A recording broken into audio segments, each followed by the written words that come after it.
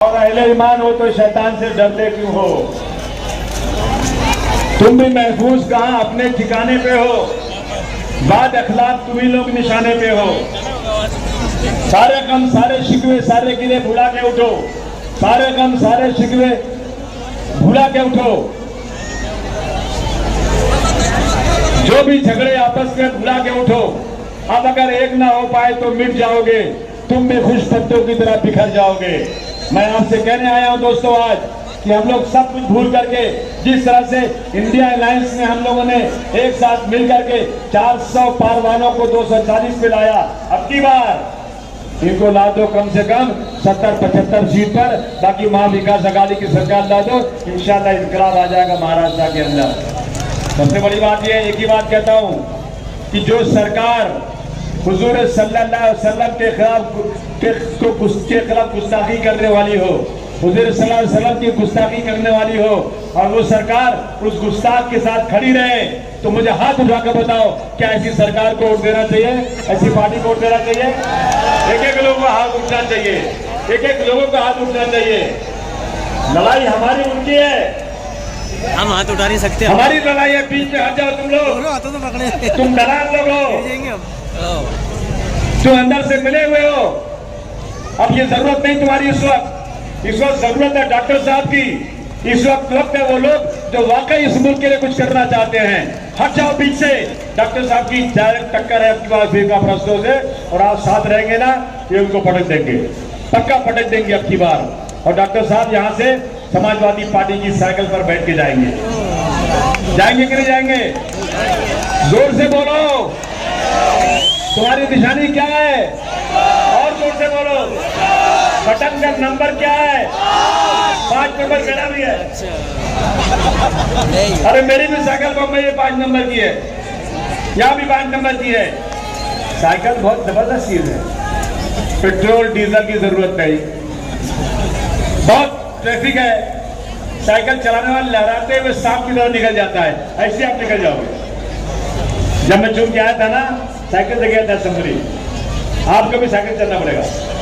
आप लोग दोनों डबल साइकिल में जाएंगे, साइकिल पे मैं चलाऊंगा, डॉक्टर को बिठाऊंगा। ये तमन्ना पूरी करोगे?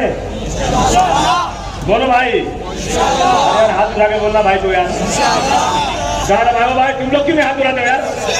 सब लोग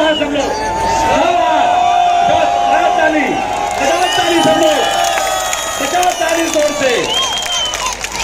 अखिलेश यादव जिंदाबाद, अखिलेश यादव जिंदाबाद, और जोर से। कि इनको IAS IPS की ट्रेनिंग दो, और उनको लिए 15 करोड़ रुपए का फंड अखिलेश यादव ने दिया। वही काम हम लोग इंशाअल्लाह यहाँ करके दिखाएंगे आपको।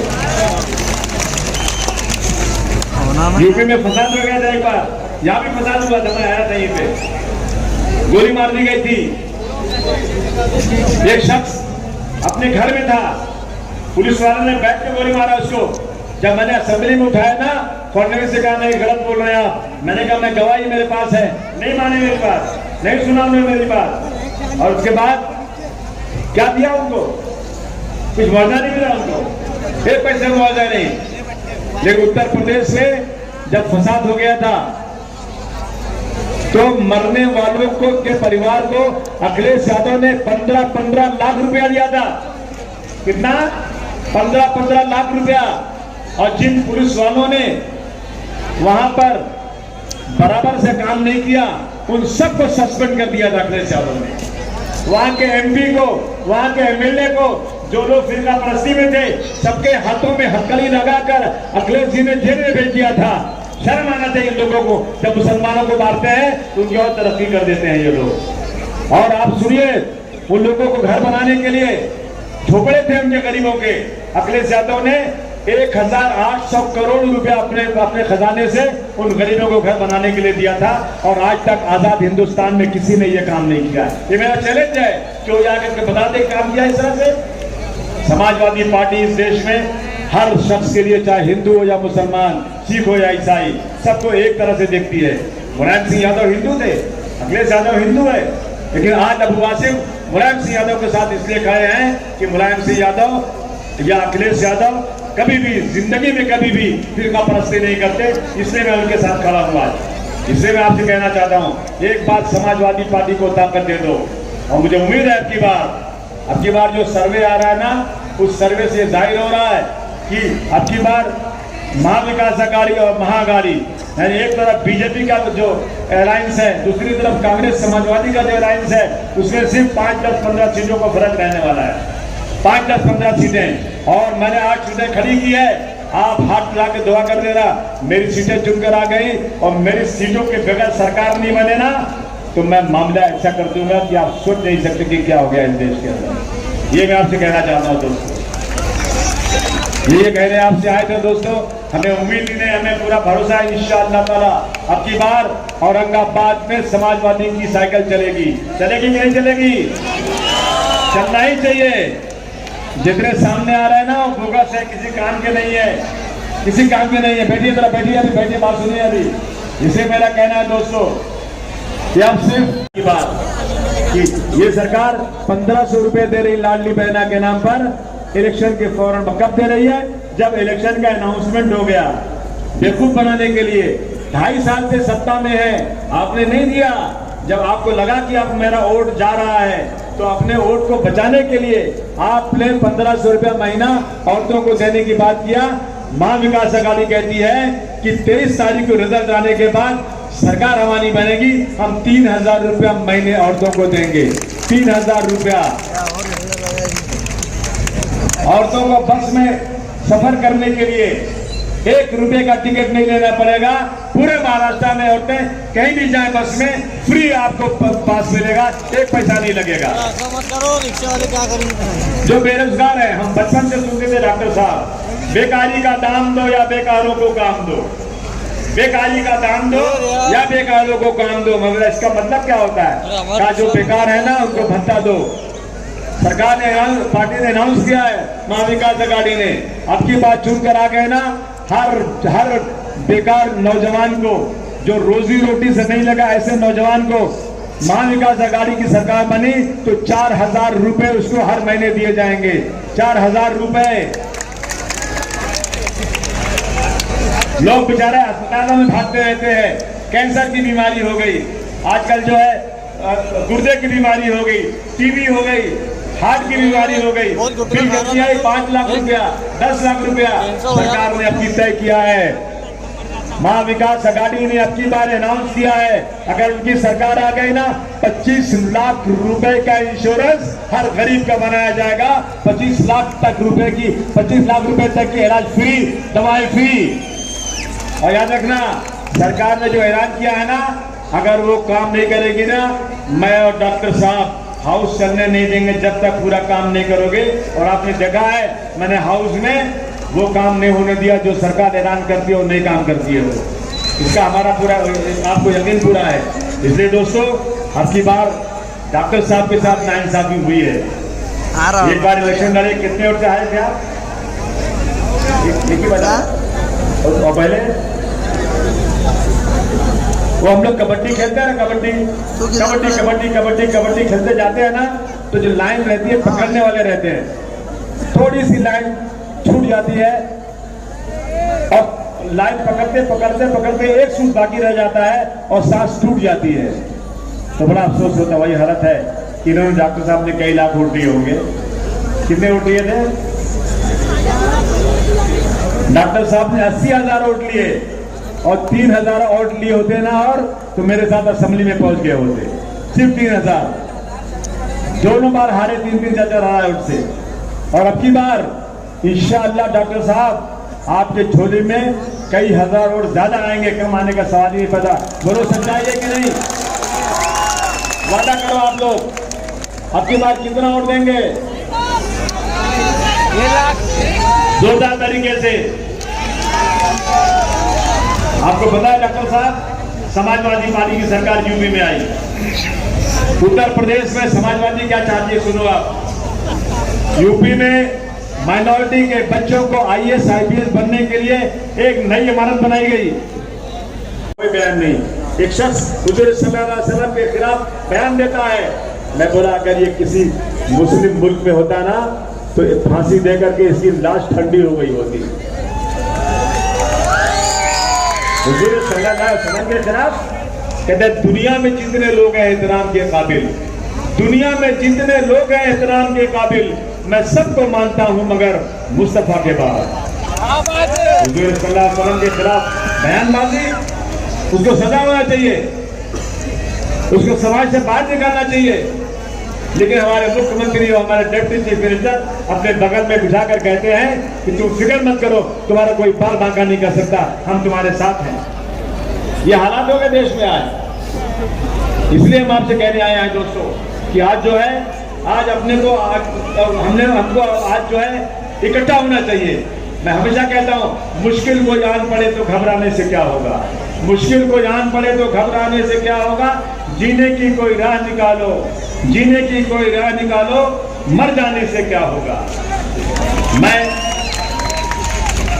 सब मिलकर आवाज उठाएं तो शायद चाँद में कोई रो पड़े। मैं तन्हा जुगनू हूं, मेरे तन्हा चिल्लाने से क्या होगा। साथ आइए आप लोग, और ऐसी सरकार को फाड़ के फेंक देना है।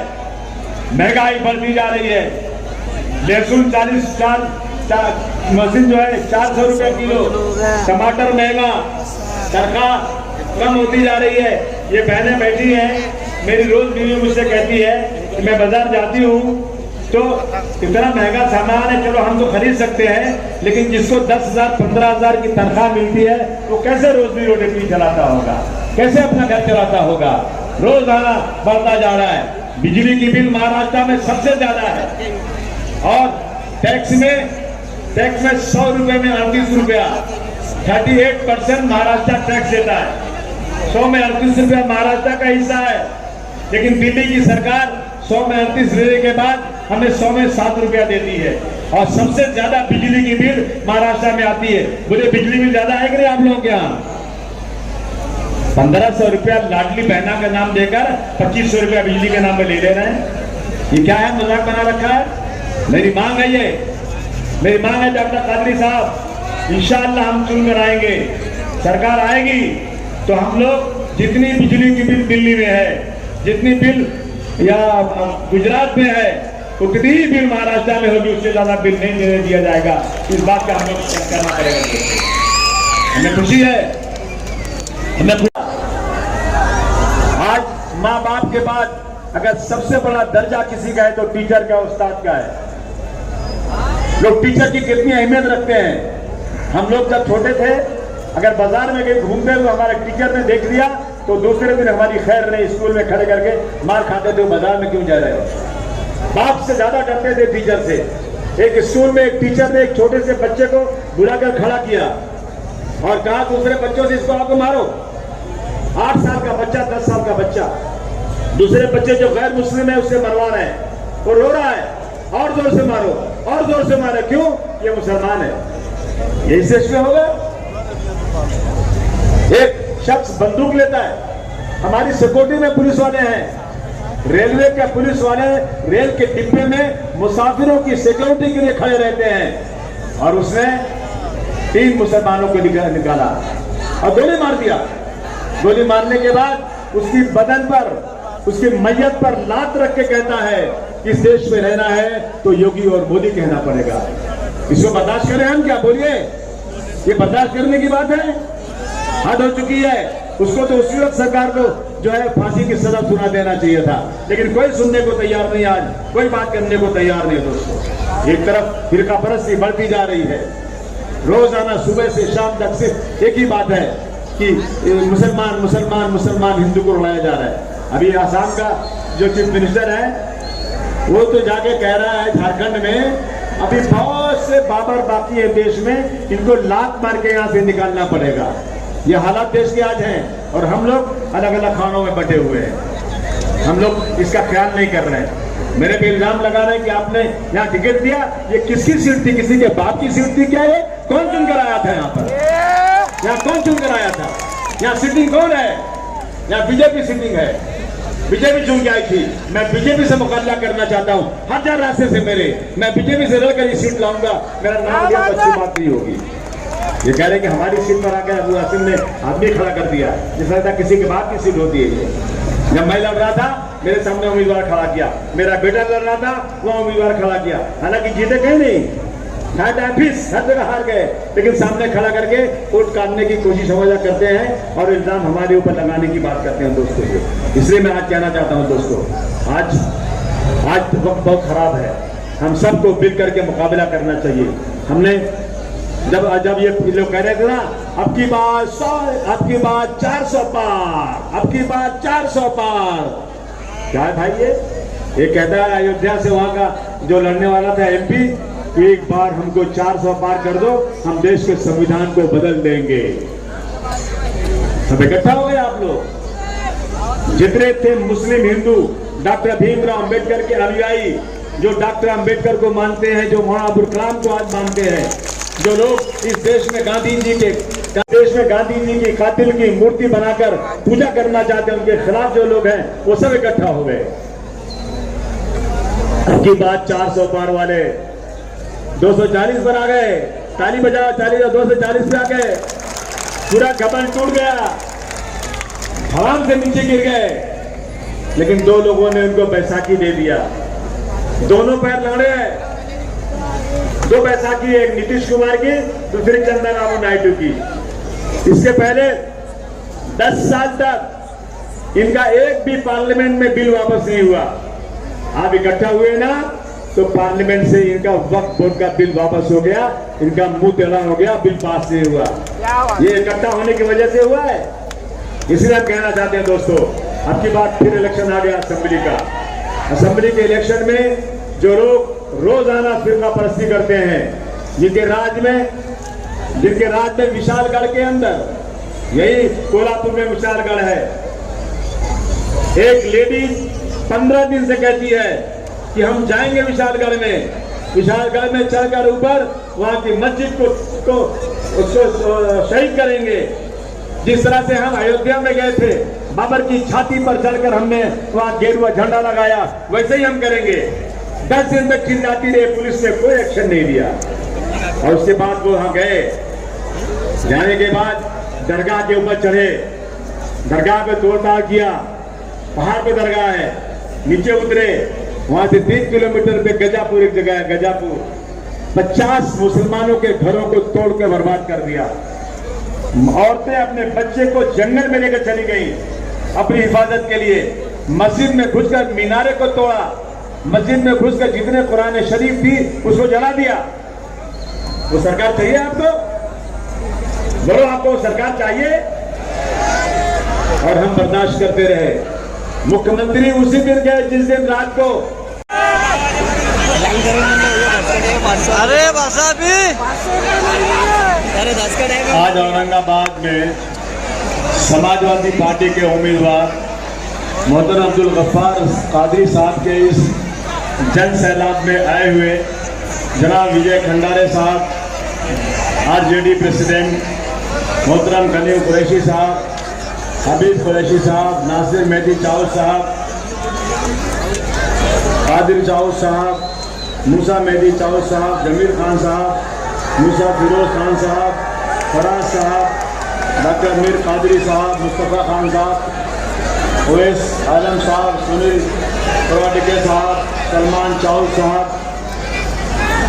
अब्दुल रऊफ साहब, फैसल साहब, नसीम सिद्दीकी साहब, मुंडा साहब, सुहेल जलील साहब हैं। समाजवादी पार्टी के तमाम अहदेदारान, मेरे सामने बैठे दाएं और बाएं तमाम बुजुर्गों और बड़ी तादाद में मेरी माओ और बहनों, अस्सलाम वालेकुम रहमतुल्लाहि व बरकातहू। हंगामा खड़ा करना मेरा मकसद नहीं, हंगामा खड़ा करना मेरा मकसद नहीं। मेरी कोशिश है कि सूरत बदलनी चाहिए।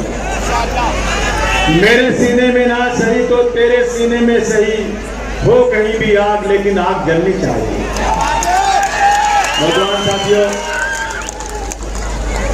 मुझे बहुत खुशी है कि मुझे एक बहुत ही अच्छे मजबूत उम्मीदवार मिले हैं। मैं हमेशा एक गाना गाता हूँ, किसी का हृदय जब कोई तोड़ दे, किसी का हृदय जब कोई तोड़ दे, तड़पता हुआ जब कोई छोड़ दे, तब तुम मेरे पास आना प्रिय, मेरा घर खुला है खुला ही रहेगा, मेरा घर खुला है खुला ही रहेगा।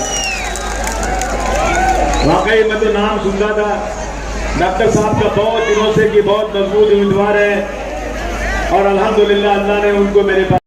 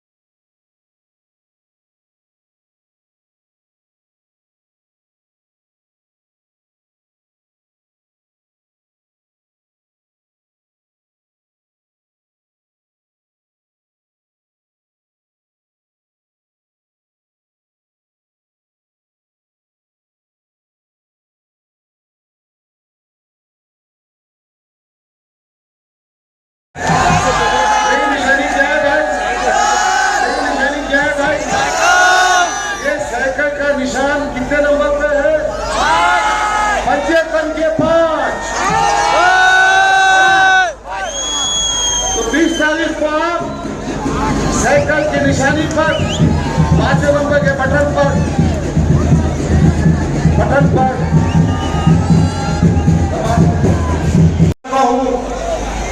ये लोगों के बहकावे मत आओ। देखिए 2019 से 2024 तक मैंने पूरे हल्के में 200 वोटर्स रजिस्ट्रेशन के कैंप मुनक़िद किए और आज ये बात पर मुझे अपनी कामयाबी का यकीन था और मुझे बहुत दुख के साथ कहना पड़ता इस सियासी पार्टी को मैंने जिंदगी के तक साथ दिए उसके वो भी सभी को मुझसे बात करने के 2 मिनट का टाइम नहीं था।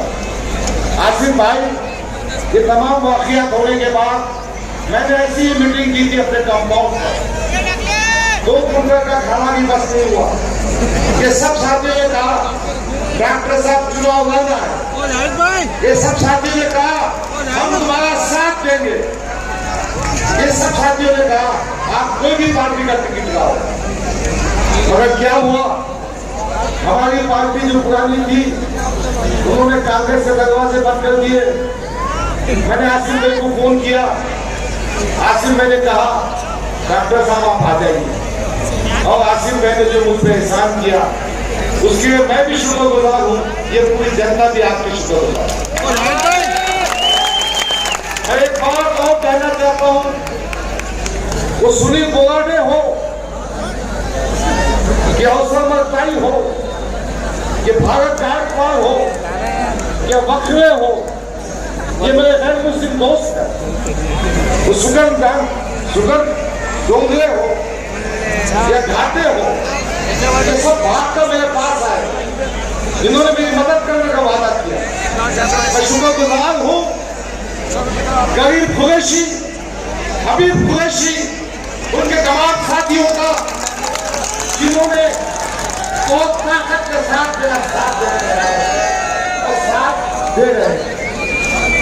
मैं तभी दौलत के उन नौजवानों का खास तौर पर राशन गाड़ी जाऊस मुसर जाऊस इनका शुक्रगुजार। मैं नबील खान साहब हाजी कारपोरेटर, मैं हमारे दोस्त फराज खान, हमारे भाई के इमरान भाई, मैं एम के मुस्तफा खान, मेरे साथी सोहेल कबीर, मेरे तमाम जो साथी है, हमारे जमील जाऊस, गुड्डू भाई, आशम भाई, और सबसे वादा करता हूं कि गफ्फार कादरी वो आदमी नहीं जो फोन कॉल रिसीव नहीं करता। गफ्फार कादरी आपका फोन कॉल रिसीव नहीं करता। गफ्फार कादरी चुन के हमारे एमएलए एमपी को देखा कि वो दरवाजा भी खुला नहीं रखते। मैं वो आदमी हूँ जो आपके बीच में रहूंगा, बालकनी में से हाथ नहीं बताऊंगा भाई, बालकनी में से हाथ नहीं बताऊंगा। मुझे मेरे बच्चे को अंदर तालीम हासिल करने के भेजना नहीं है। बस एक बार समाजवादी पार्टी महाराष्ट्र में महाविकास पार्टी का हिस्सा, महाविकास अघाड़ी की हुकूमत आएगी, गवर्नमेंट के जरिए, अबू आसिम आजमी के जरिए हम स्कीमात लाएंगे। दूसरी बात, मैं जो खास तौर पर मुस्लिम नौजवानों से कहना चाहता हूं कि हम रिजर्वेशन की जंग को आगे तक ले जाएंगे, ताकि तालीम के मैदान में जिस तरह से डॉक्टर बाबा साहब अम्बेडकर ने अपने समाज पर एहसान किया, उनको तालीम में, रोजगार में और सियासत में रिजर्वेशन दिया। ठीक है, हम तालीम और रोजगार में मुसलमानों के रिजर्वेशन की बात करेंगे और मुझे उम्मीद है कि ये क़ियादत उसको अंजाम तक पहुंचाएगी, ये क़ियादत उसमें कामयाब होगी। मुसलमानों की कीमती औकाफी जायदाद जो हमारी मिल्लत है, अल्लाह की मिल्कियत है, गरीबों का हक है, वो भी हम गैरों के जबलों से, हुकूमत के जबलों से निकालेंगे और कौम मिलत के इस्तेमाल की। मैंने उलमाए दीन से खुसूसी गुजारिश करना चाहता हूं कि आप हमारे बुजुर्ग हैं, आप हालात को समझते हैं, आपसे गुजारिश है कि इन हालात में आप हमारी रहनुमाई करें, हमको मदद करें। मेरी माओ बहनों से भी गुजारिश है, उन खवातीन तक भी गुजारिश है जहां तक मेरी आवाज जा रही है। मैं तो आपके बीच में आते रहूंगा, सभाएं होती रहेंगी, वक्त बहुत कम है, इसलिए हम चंद मिनटों में पहले अबू आसिम साहब का इस्तेमाल करेंगे, चंद साथियों का इस्तेमाल करेंगे, फिर हम अबू आसिम आजमी साहब को सुनेंगे। मैं सबसे पहले अबू आसिम साहब के इस्तेमाल के लिए मैं अपने गांव से इस्तेमाल करना चाहता हूँ।